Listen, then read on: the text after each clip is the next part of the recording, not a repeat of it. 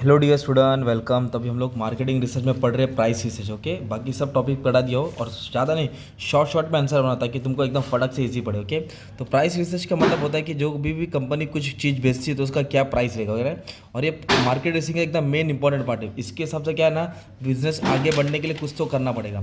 तो price research करने के लिए कंपनी दो चीज़ देखती है, एक इंटरनल फैक्टर देखती है और एक एक्सटर्नल फैक्टर देखती है। इंटरनल फैक्टर वो होता है जो बिजनेस के अंदर होता है, जैसे कि कंपनी का फैक्टर ऑर्गेनाइजेशन। तो ऑर्गेनाइजेशन मतलब कंपनी क्या है, कैसे कौन सा प्रोडक्ट बना रही है, क्या प्राइस रखना चाहती है और कैसे प्राइस बनाता है, मतलब कंपनी अपना खुद का डिसीजन लेती है। फिर मार्केटिंग मिक्स, कंपनी किस तरह प्रमोशन करती है।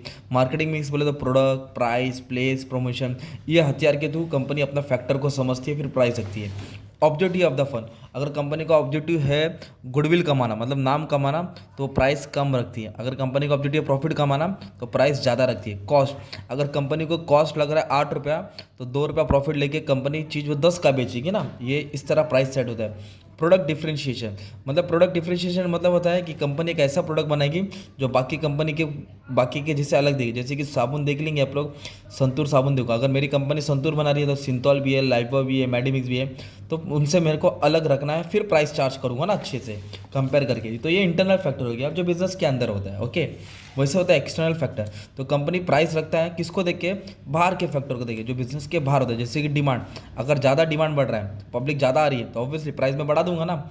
डिमांड है ही नहीं, कोई खरीदने नहीं आ रहा था, प्राइस कम कर दूंगा। कंपटीशन, कंपटीशन मतलब मेरा दुश्मन, अगर मेरा दुश्मन चीज़ 100 का बेच रहा है तो मैं तो या तो 90 का बेचूंगा तो 110 का बेचूंगा। तो कंपटीशन को देख के प्राइस रखा जाता है। सप्लाईज, सप्लाईज का मतलब होता है सप्लाई, मतलब जो भी मटेरियल लगता है, मतलब बनाने के लिए जो भी रॉ मटेरियल लगता है ना, अगर मेरे को रॉ मटेरियल हाई प्राइस में मिल रहा है, मतलब मेरे को मटेरियल का प्राइस ज़्यादा मिल रहा है तो मैं प्राइस ज़्यादा रखूँगा। मटेरियल मेरे को सस्ते में मिल रहा है, आलू सस्ते में मिल रहा है तो वड़ा पाव का भाव भी कम रहेगा। ओके, फिर इकोनॉमिक कंडीशन, अगर देश की कंडीशन अच्छी है, मतलब कोई कोरोना वायरस नहीं, कोई लॉकडाउन नहीं, मतलब अच्छी इकोनॉमिक कंडीशन है, बूम पीरियड है, तो मतलब कोई मंदी नहीं आई है तो प्राइस ज़्यादा रखूँगा। रिसेशन आ गया, जैसे स्टॉक मार्केट क्रैश हुआ ना अभी, तो फिर प्राइस गिरा दूंगा।